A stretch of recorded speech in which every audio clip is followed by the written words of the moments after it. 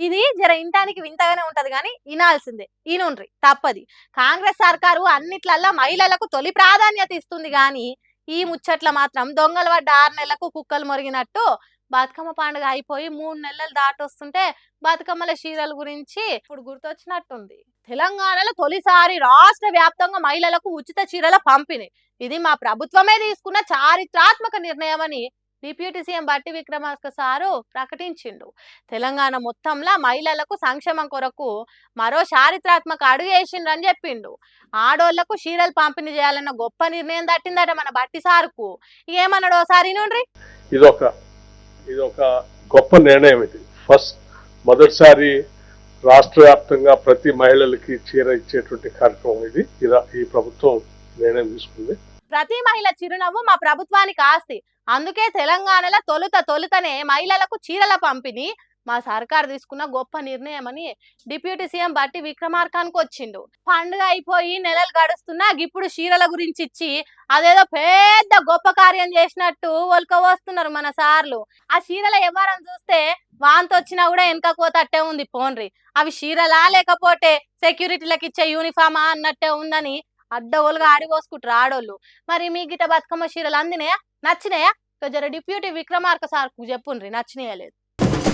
BJP party దేశమంతా ఒక్క తిరుగుంటే తెలంగాణలో ఇంకో తిరుగున్నదని బాధపడుతున్నారట పార్టీ కార్యకర్తలు. పార్టీల గ్రూపులు గుంపులు పొంతల లేని సొంత అభిప్రాయాలు ఎవల కాలే యమునా తీరే అన్నట్టు చేస్తున్నారట. ఎంపీ ఈటెల రాజేందర్ కులమత రాజకీయాలకు బీజేపీలో తావులేదన్నట్టు మాట్లాడి ఆ తీరే రాజకీయాలు చేస్తున్నాడు. కానీ కేంద్ర సహాయ మంత్రి బండి సంజయ్ మాత్రం ఉగ్ర రూపం, ఉర్రూతలూగిచ్చుడు, ఆవేశం బూనుడు, రెచ్చిపోయేటట్టు స్పీచ్లు ఇచ్చుడు, దూకుడు ఉరుకుడు, రాజకీయాలు చేయాలి అన్నట్టు ఉంటాడు. బీజేపీ పార్టీకి ఇద్దరు గట్టి లీడర్లు. ఒకళ్ళు తెలంగాణ ఉద్యమం నుంచి వచ్చిన వాళ్ళు అయితే ఇంకొకళ్ళు తెలంగాణ బీజేపీ పార్టీ ఇత్తనాలకు నీళ్లు పోసి ఎగురు పెట్టించిన లీడరు. అయితే వీళ్ళు ఇద్దరికి ఒకలంటే ఇంకొకళ్ళకి పడతలేదు.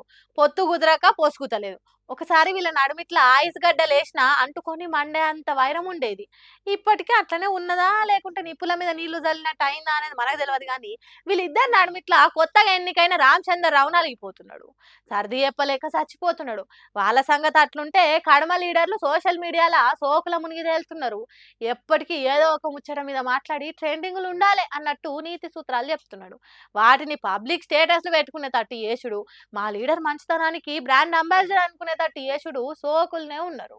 సర్కారు మీద ఫైట్ చేసుడు లేదు, ప్రజల సమస్యల మీద మాట్లాడు లేదు. సేఫ్ గేమ్ ఆడుకుంటా కాంగ్రెస్ సర్కార్తోని షెబ్బాష్ అనిపించుకునే పని మీదనే ధ్యాస శ్వాస అన్నట్టు ఎవరాలు నడుపుతున్నారు. ఇంకా కొందరైతే తెలంగాణ కాంగ్రెస్ సర్కార్ను జోకే పని వాళ్ళ బాధ్యతే అన్నట్టు తరాజు బాట్లు పట్టుకొని తయారుగున్నారు. రేవంత్ రెడ్డి చేస్తున్నది మంచి పని, అంతకంటే గొప్ప నాయకుడు లేడు అన్నట్టు డోలు కొడుతున్నారు. కాంగ్రెస్ పార్టీలతోని కావాల్సిన పనులు చేయించుకొని వాళ్ళను పల్లెత్తు మాట కూడా అంటలేరు. కాంగ్రెస్ పార్టీ కాలుకు ముళ్ళు గుచ్చుకుంటే పంటితోని వీకుతా అన్నట్టు చేస్తున్నారు ఇంకొందరు.